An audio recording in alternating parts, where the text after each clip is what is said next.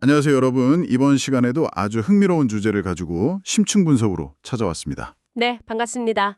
혹시 여러분, 중국 요리하면 어떤 고기가 가장 먼저 떠오르시나요? 아마 열의 아홉은 그 돼지고기나 닭고기를 떠오르실 겁니다. 네, 그렇죠. 오랫동안 중국 식탁의 굳건한 주인공은 단연 돼지고기였으니까요. 맞습니다.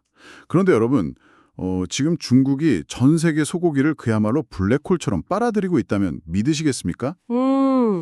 우리가 흔히 알고 있던 그 전통적인 식문화의 이미지를 완전히 뒤집는 현상이죠.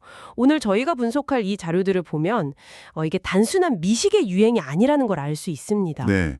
그래서 오늘 저희 심층 분석의 주제가 바로 중국의 폭발적인 소고기 소비 증가와 그것이 전 세계에 미치는 연쇄작용입니다. 오늘 저희 앞에는 그 중국의 소고기 수입 현황부터 소비 패턴, 그리고 지정학적 역학관계를 담은 흥미로운 문헌 자료와 차트들이 놓여 있는데요. 네, 오늘 다룰 자료들을 관통하는 핵심은 바로 연결성입니다. 오늘 이 심층 분석의 미션은 단순한 통계 확인을 넘어서야 하거든요. 아, 연결성이요? 네, 중국 식탁의 변화가 어떻게 저 멀리 남미의 물가를 치솟게 하고 또 호주와 미국의 무역 지형을 바꾸는지 그 연결고리를 파헤치는 것이 오늘의 진짜 목표입니다. 자, 하나씩 파헤쳐 보죠. 가장 먼저 짚어봐야 할 것은 엄청난 속도로 변화하고 있는 중국 대륙의 입맛입니다. 맞습니다. 경제 발전과 소득 증가로 중국인들의 라이프 스타일과 식음료 선호도가 완전히 변했거든요. 자료에 명시된 구체적인 수치를 보면 정말 압도적입니다. 2019년에 이미 전통적인 육류 소비 대국인 브라질을 제치고 미국에 이어서 세계 2위의 소고기 소비국 자리에 올랐죠. 네. 그리고 2021년 기준 데이터를 보는 중국의 소고기 소비량은 홍콩의 39만 톤을 포함해서 무려 1,015만 톤에 달합니다. 1,000만 톤이라는 숫자도 놀랍지만 1인당 소비량을 보면 여기서 주목할 만한 흥미로운 점은 이게 일시적인 현상이 아니라는 겁니다. 어떤 의미인가요? 경제학적으로 볼 때 소득이 오르면 사람들의 단백질 소비 패턴은 필연적으로 고급화되거든요. 일본의 1인당 소고기 소비량마저 넘어섰다는 그 충격적인 사실이 바로 이 거대한 구조적 변화를 증명하는 겁니다. 아, 돼지고기를 주로 먹던 14억 인구가 이제 고품질 단백질인 소고기를 본격적으로 소비하기 시작했다는 거군요. 그렇죠. 한국가의 거대한 인구가 일제히 단백질 소비의 고급화 단계에 진입했다는 뜻입니다. 그런데 이 자료를 깊이 파고들다 보니까 정말 흥미로운 지점이 하나 나오더라고요. 중국이 외부에서 수입만 하는 게 아니라는 건데요. 자체 생산량도 엄청나게 끌어올리고 있습니다. 맞아요. 자료를 보면 2021년 기준 중국 내 소고기 생산량이 700만 톤에 육박합니다. 불과 5년 전과 비교해도 10%나 증가한 수치죠. 이 과정에서 등장하는 아주 재미있는 개념이 하나 있습니다. 바로 만두 목장입니다. 1만 만자에 머리 두 자를 쓰는 네, 소 1만 마리 이상을 사육하는 초대형 목장을 말하는 거죠. 네, 맞습니다. 동북부의 해룽장성이나 지린성, 그리고 내몽골 자치구, 간수성 같은 지역에 이런 거대한 목장들이 생겨나고 있다고 합니다. 끝이 보이지 않는 광활한 평원에 소 10,000마리가 가득한 장면을 상상해보면 그 스케일 자체가 글로벌 육류 시장에 미칠 파급력을 짐작해 하거든요. 이걸 더 큰 맥락과 연결해보면 중국이 지향하는 전략적 목표가 보입니다. 단순히 고기 양만 늘리는 게 아니라는 점이죠. 그러니까 퀄리티에도 집착하고 있다는 말씀이신가요? 정확합니다. 퀄리티에 엄청난 투자를 하고 있어요. 과거에는 재래종인 황우나 저구 중심이었지만 이제는 세계적으로 검증된 앵거스나 신멘탈 같은 고급 품종을 적극적으로 도입하고 있죠. 그 품질을 향한 집착을 완벽하게 보여주는 통계가 바로 생체호, 즉 살아있는 소의 수입 데이터입니다. 저는 이 숫자를 보고 제 눈을 의심했는데요. 2020년에만 연간 26만 도 이상을 수입했죠. 네, 26만 마리입니다. 살아있는 소 26만 마리를 배나 비행기에 태워 국경을 넘는다는 게 사실 물류 관점에서 보면 엄청나게 비효율적이잖아요. 당연하죠. 냉장이나 냉동육으로 도축해서 수입하는 게 수송비 측면에서 훨씬 합리적입니다. 그런데도 번식과 비육을 목적으로 생체호를 수입하는 이유가 대체 뭘까요? 가축 전염병 같은 질병 위험도 고스란히 떠안아야 할 텐데요. 그게 바로 최고급 소고기 생산을 향한 장기적인 투자 가치 때문입니다. 지금 당장의 비싼 운송비나 질병 리스크를 감수하더라도 자국 내에 고급육을 생산할 수 있는 인프라와 생태계를 완전히 뿌리내리겠다는 전략적 결단인 겁니다. 당장의 손해를 보더라도 미래의 프리미엄 시장을 장악하겠다. 무서운 기세네요. 자, 여기서부터 정말 흥미로워집니다. 네, 어떤 부분이 가장 인상 깊으셨나요? 막대한 자본으로 만두 목장을 짓고 26만 마리의 생체육까지 들여오면서 국내 생산을 필사적으로 늘리고 있는데도 불구하고 현재의 왕성한 수요를 도저히 따라가지 못하고 있다는 사실입니다. 폭발하는 수요 곡선이 생산 곡선을 아득히 넘어버린 전형적인 공급 부족 상황인 거죠. 자료에 첨부된 2016년부터 2021년까지의 수입량 차트를 보면 이게 얼마나 극적인지 알 수 있습니다. 완만하게 오르는 게 아니라 말 그대로 수직 상승을 했거든요. 2021년 수입량이 233만 톤을 돌파했습니다. 네, 5년 전에 비해 물량이 무려 4배 이상 뛴 수치입니다. 수입 물량만 늘어난 게 아니라 수입 금액 차트 역시 가파르게 치솟으면서 전 세계 소고기 시장의 자금을 진공청소기처럼 빨아들이고 있어요. 그렇다면 그 수백만 톤의 소고기가 어디서 오고 있는지 공급망을 추적해 볼 필요가 있습니다.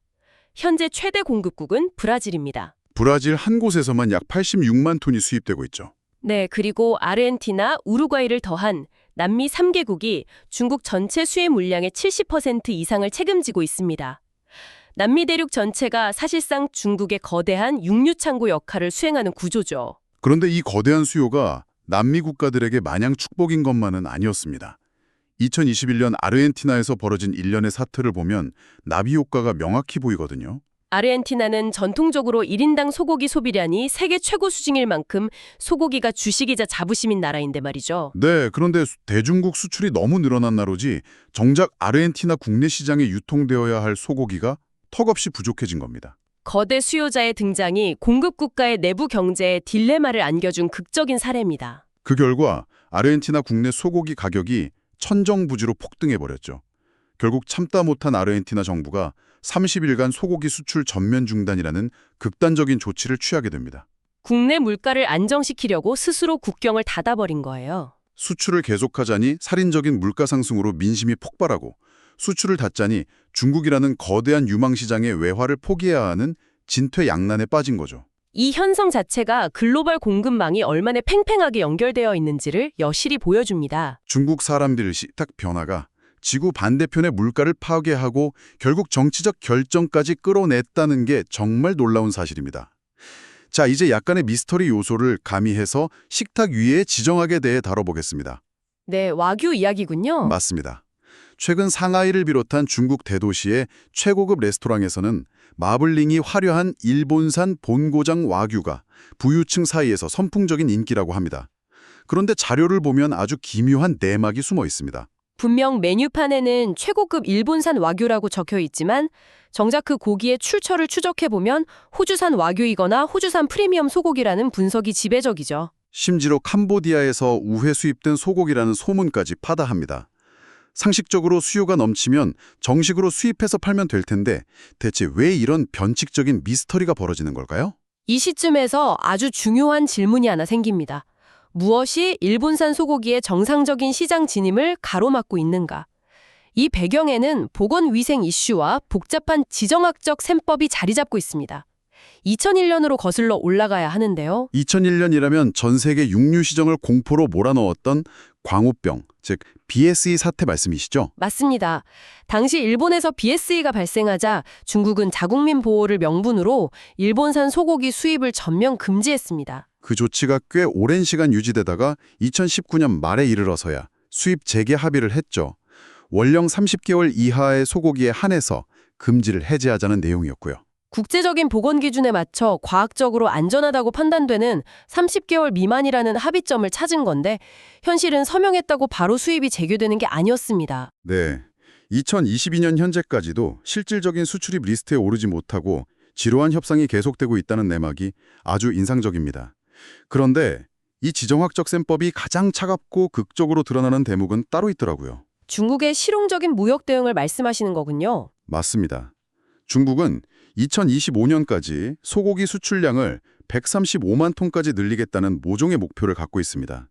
세계 최대 수입국이자 수출국을 꿈꾸는 팽팽한 시장에서 최근 호주와 미국을 대하는 태도가 아주 대조적입니다. 중국과 호주 사이의 관계가 급격히 악화되자 중국은 자국으로 들어오는 호주산 수입량을 즉각적으로 줄이는 조치를 취했죠. 호주는 아주 큰 타격을 받았을 텐데 정말 흥미로운 건 그 빈 공백을 미국산 소고기로 채웠다는 점입니다. 미국과도 깊은 갈등을 빚고 있는데 오히려 수입량을 대폭 늘렸어요. 그 지점이 바로 중국의 철저한 실용주의적 접근을 보여주는 교보제입니다. 외교적 갈등과 경제적 필요를 완전히 분리한 거죠.